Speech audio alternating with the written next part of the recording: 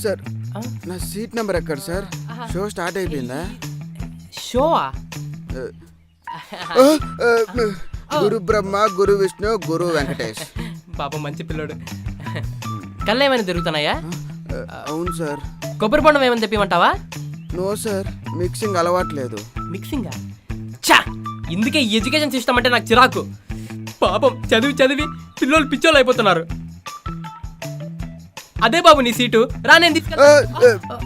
Okay sir, దూరంగా. స్వయం కృషి ఏమో బాబుకి.